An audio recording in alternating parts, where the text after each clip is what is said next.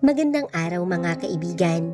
Isang kwentong muli ang aking ibabahagi sa inyo na tiyak nakapupulutan niyo ng aral. Pero kung bago ka pa lamang sa aking channel, ay pakilike po ng ating video. Paklik ng subscribe button, gayon din ng bell icon para lagi po kayong updated sa mga paparating pa na upload. Paano mo nagawa sa akin to? Walang tigil sa pagbagsak ang luha ko habang titig na titig sa babaeng isa sa pinagkakatiwalaan ko. Bahagya itong nagkibit balikat, dawaring wala dito ang tanong ko at ginawa nito. Hindi naman pwedeng ikaw na lang palagi. Hindi naman pwedeng sa'yo na lang lahat. Kaya pati ang asawa ko? Kaya pati si Daniel? Sigaw ko rito. Nagpupuyos ang dibdib sa sobrang galit na titig dito. Gusto kong hilahin ang buhok niya. Gusto ko siyang saktan. Pero alam kong hindi yun sapat para maibsan ang puso kong ngayon ay labis na tumatangis sa sakit ng dahil sa kanila. Hindi pa ba enough na lumaki kang lahat ng gusto mo ay binibigay sa'yo? Lahat ng gusto ko sa'yo ay binigay. Masyado kang mapalad to the point na tanggap ka na lang ng tanggap. Sumbat nito sa akin. Walang kabuluhang sumbat dahil kahit kailan ay hindi naman ako naging madamot dito. Kasalanan ko ba? Kasalanan ko pa ba yun? So dapat ba mag-sorry ako sa'yo dahil lang hindi mo nakuha yung gusto mo sa tamang paraan? Napaatras ako ng humakbang ito palapit sa akin. Wala na akong pakialam kung paano ko nakuha ang lahat na meron ako ngayon. Ang mahalaga, nasa akin lahat ng meron ka. Nakangisi ito sa kabahagyang pinahid ang luhang umalpas sa mga mata nito. Ang isang kamay nito ay nanatiling nakatago sa likod. Tiyak akong patalim ang nakakubli roon. Napaka-selfish niya. Bakit hindi ko iyon nakita nung una pa lang? Bakit hinayaan kong mapalapit ako ng labis dito? Bakit ang tanga-tanga ko? Bakit minahal at pinagkatiwalaan ko ito? Itinuring na kapatid kahit hindi ko kadugo. Bakit? Kaya damang-dama ko yung sakit. Ngayon, nailalabas at nagagawa ko itong tanungin at sumbatan na hindi ko nagawa noong natuklasan ko ang panloloko nila sa akin. Dito na matatapos ang lahat, Carmela. Umalis ka na sa buhay namin. Ikaw ang hadlang sa inaasam kong buhay. Sa buhay ng pamilya natin, sa buhay ni Daniel, sa lahat ng mga plano kong nasira dahil lang nandyan ka. Iisipin ko na lang na aksidente ang lahat. Hindi ako lalamunin ng konsensya na matagal naman na wala sa akin. Mamatay ka na, Carmela. Iyon lang naman ang dasal ko. Napasinghap ako sa sinabi nito. Nasa gilid ako ng yate. Wala rin namang aatrasan. Nanlalabo ang paningin ko sa matinding pag-iyak. Ang salamin ko ay waring nagmomoist na. Walang ibang tao sa bahaging ito ng yate. Tulog na ang ibang kasama namin. Si Daniel. Hindi ko alam kung saang banda ng yating ito nakapwesto. Baka pinanonood niya kami ng palihim. Baka nagbubunyi pa siya sa nangyayari ngayon sa aming dalawa ni Katrina. Hindi alam at ayaw ko nang malaman pa. Wala akong matawag na pwedeng tumulong sa akin. Lahat kasi sila alam ang kagaguhan ni Katrina, pero nakatikom ang kanilang mga bibig. Lahat sila ay tiniraydor ako. Lahat ng mga taong mahal ko ay nagawa ni Katrina na kunin ang loob. Habang ako, mag-isa at sakal na. Napasinghap ako nang ilabas nito ang patalim. Hindi ka mahal ni Daniel. Bago ka mamatay, ay gusto kong marinig mo yan. Hindi ka niya mahal. Nagtiis lang siya sa'yo para magawa niya ang plano niya. Ngumisi ito at muli pang humakbang palapit sa akin. Saka ito huminto. Nanginginig ang tuhod ko, ang katawan ko, sa labis na takot sa posibleng gawin ito sa akin. Katrina! Hindi ka minahal na lalaking yon. Pera mo lang ang ginusto niya at alam mo ba? Kasama niya akong lulustay ng lahat ng pera mo. Tumawa ito. Gahaman. Hindi pa nakontento sa binigay ng family namin sa kanya. Hindi kayo magiging masaya. Malungkot na tinig na ani ko rito. Pakiramdam ko ay sukol na ako. Wala na ring tumutulo pang luha. Napagod na siguro. Natapos na sa pagbagsak. Magiging masaya kami, Carmela. Magiging masaya kami kasi wala ka na. Ikaw lang ang sagabal sa kasiyahan naming lahat. Ani nito na bahagyang bumungisngis pa. Nakukuha pa nitong ngumiti sa kasalukuyang kalagayan namin. Grabe talaga ang kasamaan nito. Mali ang binabalak mo. Sino ang makakapagsabi na mali ito? Walang makakakita. Walang magiging saksi sa pagiging kamatayan mo. Kung meron man, sino sa tingin mo ang kakampihan? Tama siya. Sino pa nga ba ang kakampihan? Malamang, si Katrina rin. Nakuha na kasi nito ang lahat ng loob. Siya na ang paborito, siya na ang mahal nilang lahat. Tapos ako, ito, mukhang mamamatay na habang wasak ang puso dahil na rin sa kanilang lahat. Tama ka. Walang makakakita. Isipin na lang natin na walang makakita. Titiyakin ko namang uusugin ka ng konsensya mo. Natigilan ito sa sinabi ko. Patayin mo na ako, Katrina. Patayin mo na ako para naman at least nadungisan ng dugo ko ang palad mo. Tiyak na kahit anong mangyari ay iisipin ng mga tao na pinatay mo ako, na mamamatay tao ka. Kitang-kita ko na labis itong naguluhan. Nakalimutan ko nga palang sabihin, ilang oras mula ngayon ay lalabas ang video ninyo ni Daniel. Malalaman ng lahat kung gaano kakadumi. Napasinghap ito sa labis na gulat. Anong sabi mo? Ano? Humakbang pa ito at tuluyan na ngang nakalapit sa akin. Itinutok nito ang patalim sa leeg ko. Biglang nawala ang takot sa akin. Biglang nabuhay yung kumpiyansa ko na kahit papaano ay waring nayanig ko ang pader na pumoprotekta rito. Kung mamamatay man ako, tiyak na hahangarin mo ring mamatay pagkatapos ng inihanda kong to. Malawak ang ngising ani ko rito. Visit ka talaga sa buhay ko, Carmela. Mamatay ka na nga lang sana. Sigaw nito. Nanginginig na rin ito sa matinding galit. Bahagya ko itong tinapik. Kahit mamatay ako, tiyak na maaalala pa rin ako ng lahat. Walang liligaya. Walang matatahimik oras na mamatay ako. Tiyak na sayo nila ibabagsak ang sisi. Ngumisi ako rito, sabay tulak dito. Napaatras naman ito. Ang ngisi sa labi ko ay hindi nawala. Paalam, Katrina. Paalam, kapatid ko. Nakangising ani ko rito. Nanlalaki ang mga mata nito. Mukhang pinoproseso pa sa utak ang sinabi ko. Carmela! Isang matamis na ngiti ang pinakawalan ko rito bago itinuloy ang plano. Lumusot ako sa railing, saka nagpatihulog.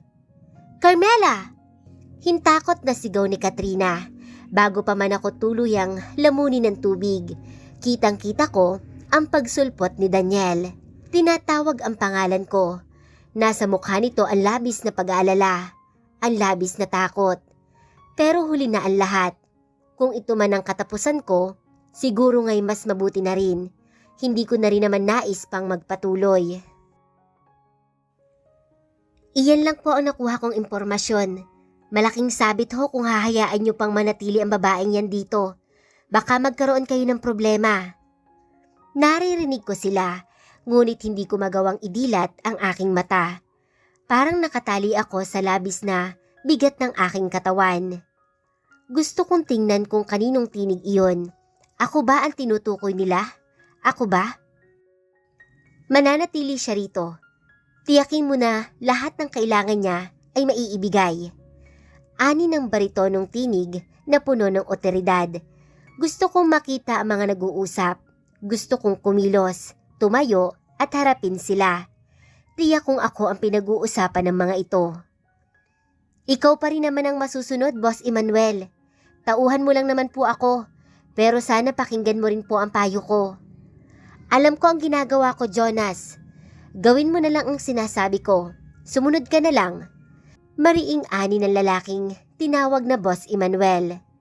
Sumunod ay pagbukas at pagsarado ng pinto. sa kakatahimikan na mas lalong nagpagising ng pakiramdam ko. Pero bago pa man ako makamulat ay muling nilamon ng kadiliman. Nang sunod na magising ako ay nagawa ko ng imulat ang aking mga mata. Gising na siya! Gising na siya! Nasa tinig ang isang babae ang kagalakan. Sinundan ko ang bawat kilos nito. Tuwang-tuwa ito na waring hindi alam ang gagawin. Pero sa huli ay tumakbo pa rin ito sa pintuan habang hinihiyaw na gising na ako. Iginala ko ang aking paningin. Nasa isang silid ako na mukhang nakaharap sa dagat. Naririnig ko kasi ang paghampas ng alon. Pumapasok din sa silid ang malamig na hangin mula sa labas. Nang subukan kong tumayo ay nabigo ako. Pakiramdam ko ay may nakadagan sa katawan ko kahit wala naman. "You're awake now." Sinubukan kong lingunin ang lalaking nagsalita. Iyon yung tinig na narinig ko kanina o kahapon. Hindi ko na namalayan kung ilang oras ulit akong nakatulog. Tumambad sa akin ang balbas saradong lalaki. Halatang matikas ang katawan nito base na rin sa kanyang pagkakatindig. "Naririnig mo ba ako?" Tanong nito sa akin. Gusto kong sabihing oo, ngunit pati iyon ay waring hirap na hirap pa ako. "Nurse Lara, pakitawag ng doktor niya." Ani ng lalaki. "Okay po, Boss Emmanuel." Ani ng babaeng una kong nakita na nagbulat ang aking mga mata. Mabilis itong lumabas ng silid. "May masakit ba sa'yo?" Tanong ng lalaki. "Kaya mo bang pisilin ang kamay ko? Kahit hindi ka magsalita, pisilin mo ng 2 beses kung yes, 1 beses kung no." Kumurap-kurap ako. Malinaw ko naman silang naririnig, ngunit sadyang hindi ko lang talaga maikilos ang katawan ko. "Ano ba ang nangyari sa'yo?" Tanong nito. Mainit ang palad nito. Medyo magaspang ang kamay. Bahagya akong pinisil ang kamay nito. 1 beses lang yun. Siguro naman naramdaman nito dahil pati iyon ay hirap pa ako. Mukha namang nakahinga ito ng maluwag dahil doon. "Nagugutom ka ba?" Tanong nito. Kaya pinisil ko ang kamay nito ng 1 beses. Mukhang wala rin naman kasi itong maisip na itanong pa.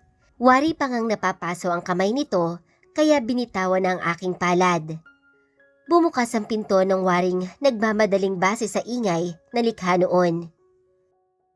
"Ako si Doc Ana." Ani ng babae na agad na lumapit sa akin. "Naririnig mo ba ako, Iha?" Tanong nito. Bahagya akong kumurap-kurap. Tahimik lang ang mga taong kasama namin sa silid habang sinusuri ako ng babae. Nangumiti ito sa nurse at kay Boss Emmanuel, parang nakahinga na maluwag ang mga ito. "Mabuti at gising ka na, Iha. Alam mo bang ilang buwan ang din naming hinihintay ang paggising mo?" Nasyak ako sa narinig mula rito. Yung utak ko waring inuutusang ikilos ang katawan ko, ngunit hindi ko naman maigalaw. "Huwag mong pilitin." Ani nito na waring nabasa ang tinatakbo ng utak ko. Sino?" Usal ko. Natigilan ang doktor, kaya bahagya itong yumuko at waring naghihintay na muli kong ibuka ang bibig ko. "Go on, may sinasabi ka?" "Sino?" "Sino kami?" Tanong nito. Kumurap na lang ako bilang tugon. "Ako si Doc Ana, siya naman si Nurse Lara at siya si Boss Emmanuel." Ani nito. "Si Boss Emmanuel ang nakakita sa iyo sa dalampasigan na pagkamalan ka pang patay." Ani nito sa akin. Ang tingin ko ay ibinato ko sa lalaki. Wala naman akong nabasang emosyon sa mukha nito. "Salamat." Ani ko. Di ko tiyak kung narinig ako nito. Pero iyon lang naman ang alam ko na dapat sabihin sa lalaki. Hindi naman ito tumugon. Para itong walang emosyon na nakatitig lang sa akin. "Labas na ako, Doc. Ikaw na ang bahala sa kanya." Ani nito na hindi hinintay pang makasagot man lang ang doktor at umalis na ito. Excited na lumapit si Nurse Lara sa pwesto namin. "Magpagaling ka, baka hinahanap ka na ng pamilya mo." "Lara, Waring saway ng doktor. Natutop naman ito ang bibig at waring na gets ang pagsaway ng doktor. Ilang buwan ba akong walang malay? Nasaan ako? Ikikwento ko sa iyo kung paano ka nakita ni Boss Emmanuel. Excited na ulit na tinig ni Nurse Lara. Naghahabulan kasi kami ng dalampasigan, yung parang nasa telenovela. Kinikilig na ani nito. Ano ka ba, Lara? Huwag kang nagpapaniwala sa sinasabi niyan. Ani ng doktor. Ito namang si Doc, hindi naman lang sumakay sa ilusyon ko. Reklamo nito na nagpapadyak pa. Pero ito na nga, nakita ka niya sa dalampasigan. Napagkamalaan ka ngang patay na. Pero nang lumapit siya sa'yo, ayun, alive ka pa naman. Tapos humingi siya ng tulong sa akin. Sa magandang nurse ng isla na to. Bibong ani nito. Hay naku Lara, ikaw lang ang nurse rito sa isla. Wika ng doktor. Si Doc naman kontra na naman sa kagandahan ko. Kahit sang anggulo tingnan, mas maganda pa rin yung pasyente natin. Ano pa nga ba? Hindi na ako kokontra. Wika ni Nurse Lara. Napakagaan sa pakiramdam ang marinig ang paraan nilang pag-uusap. Masarap makinig ng ganoong usapan. Ililista ko yung mga dapat mong gawin, Lara. Alam mo naman yung biyahe ko bukas. Sa linggo na ang balik ko dito dahil mahalaga ang lakad kong ito. Alam naman ni Boss Emmanuel ang gagawin, pero ibibilin ko sa'yo dahil ikaw naman ang nurse niya. Alam ko na po yan, Doc. Ikaw talagang bata ka? Saglit lang, kakausapin ko lang tong batang to. Waring nauubusan ng pasensya na wika ng doktor. Nang lumabas na ang mga ito, wari akong naiwan sa isang kahong mag-isa. Walang marinig, kundi ang sariling paghinga. Ang hampas ng alon sa dalampasigan at ang pagtangis ng aking kalooban. 6 na buwan, iyon ang malinaw na sinabi sa akin ni Lara. Simula nung natagpuan akong nag-aagaw buhay sa dalampasigan. At 7 buwan ko na sa isla nito. Islang tinatawag nilang Isla Paraiso. Bumalik na sa normal ang katawan ko. Nakakapagsalita na rin ako at nakakatayo, nakakalakad. Pero mabagal pa rin naman. Sa tulong iyon ni Doc Ana at Nurse Lara. Bihira ko lang makita si Boss Emmanuel rito sa isla. Hindi ko pa nga siya nakakausap man lang. Hindi mo ba talaga naaalala ang nangyari sa'yo, Ella? Ella, iyon ang tawag ng lahat sa akin dito. Kinapa ko ang kwintas sa suot ko. Nakita nila ang kwintas kong nakaukit ang Ella, kaya naman iyon ang tinawag nila sa akin. Sinulyapan ko si Lara na umupo sa tabi ko. Sinusubukan kong alalahanin, pero wala talagang pumapasok sa isipan ko. Ani ko rito, sabay iwas ng tingin dito. Kasinungalingan, malinaw na malinaw pa rin ang waring nangyari lang kahapon ang bangungot ng buhay ko. Humigpit ang hawak ko sa kwintas na suot ko, saka itinapon ang tingin sa malawak na karagatan. Ano kaya ang nangyari sa'yo, no? Sino ka kaya? May family ka kayang naghihintay sa'yo? Bahagya akong umiling.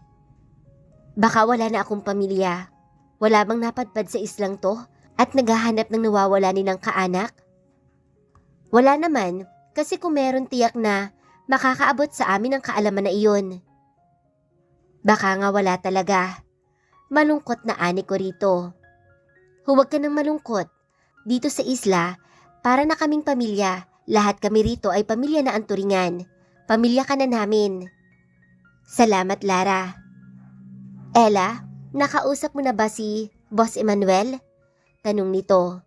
Mabilis akong umiling. Palagi siyang wala sa isla. Kailan ba ang balik niya? Tanong ko rito. Sa pagkakaalam ko ay balik niya ngayon ang isla. Tumango-tango ako rito. Kasama nga niya ang pag-ibig kong si Jonas. Napabungis-ngis ako sa sinabi nito.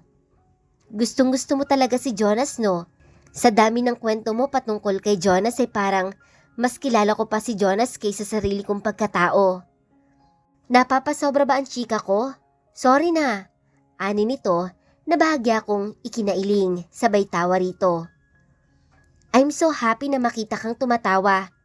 Simula nung magising ka parang lagi ka na lang tulala. Walang kibo at parang ilag sa amin. Baliw ka ba? Di ba hindi nga ako nakakapagsalita noon? Ay, oo nga pala. Parang sa inaraw-araw na ginawa ng Diyos na palagi kami magkasama nito, ay puro na lang saya ang dulot sa akin nito. Gumagaan ang pakiramdam ko. Di tulad kapag mag-isa lang ako rito sa silid. Bumabalik ang alaala ko sa Santa Estrella, kung saan naroon yung mga taong dahilan kung bakit narito ako sa islang ito. May dala akong newspaper. Hiningi ko kay Manang, baka sakaling may makuha tayong lead sa pagkatao mo. Baka kasi famous ka pala, anak ng artista, politiko, or baka beauty queen ka. Ani nito, biglang kumabog ang aking dibdib. Paano nga kung may makita ako roon na magtuturo kina Lara sa pagkataong itinatago ko sa mga ito? Ano na ang gagawin ko? Pagod na ako, Lara. Pwede bang bukas na lang? Tanong ko rito. Agad-agad? Sige na nga. Dito ko na lang sa gilid ilalagay para kapag gusto mong tingnan, ay go ka na lang. Tumango ako rito. Okay, Lara, salamat. Pupunta muna ako sa kusina. Bigla akong nagutom eh. Nakabungis-ngis na ani nito. Tumango ako rito. Saka sinenyasan itong umalis na. Ibinalik ko ang tanaw ko sa dalampasigan. Ang balcony na kinaroroonan ko ay karugtong ng silid na inuukup ako. Tanaw ko din dito ang mga bangkang dumarating at umaalis ng isla. Kahit ang bangkang ngayon ay papalapit, tiyak ako kung sino ang sakay ng bangkang iyon. Si Boss Emmanuel. Mabilis akong pumasok ng aking silid na mabilis ang pagtahip ng dibdib. Muntik pa akong matisod sa newspaper na magkakapatong. Hindi man lang iyon iginilid ni Nurse Lara. Nang akmandadamputin ko, ay sumwentro ang aking tingin sa front page ng isang pahayagan. Nanginginig ang kamay na dinampot ko iyon. Hindi tungkol sa akin ang nakita ko roon, kundi sa larawan na malaking-malaki ang sinakop na parte sa front page ng pahayagan. Halos malukot na iyon sa paraan ng pagkakahawak ko. Naging marahas ang paghinga. Ang luhay, sunod-sunod na pumatak. Mga hayop. Ani ko, nawaring masisiraan na ng bait sa labis na galit na nararamdaman. Si Katrina na masayang-masaya sa larawan habang nakaluhod si Daniel at may hawak na kahita ng singsing. Handa na nilang ilantad ang kagaguhan nila, ang kakapal nila. Nagngingit-ngit ako sa galit na hindi na malaya ng pagbukas at pagsarado ng pintuan. Nang mag-angat ako ng tingin ay hindi na bago ang panlilisik ng luhaang mata. Nagtagpo ang tingin naming dalawa. Ang lalaking palaging walang emosyon, narito sa aking silid, si Boss Emmanuel. Nakita nito ang reaksyon ko sa pahayagang hawak at tinititigan ko kanina. Tapos ka na ba sa pagpapanggap mo? Sapat na ba ang ilang linggong itinikom ko ang bibig ko para magsalita? Seryosong tanong nito na humakbang papalapit sa akin. Inagaw nito ang pahayagang hawak ko.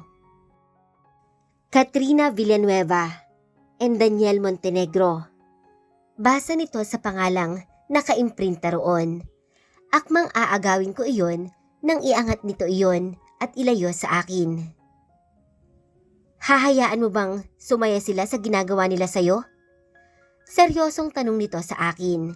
Hahayaan ko nga ba? Sa sobrang dami nilang kasalanan sa akin, ay hahayaan ko nga ba silang maging masaya? Tiyak ako sa sagot na naghuhumiyaw sa utak ko ngayon. Mabilis akong umiling. Hindi. Buo ang loob na ani ko rito at bahagyang tumango ang lalaki. Handa ka na bang sabihin sa akin kung ano ba talaga ang nangyari at umabot ka sa ganitong punto ng buhay mo?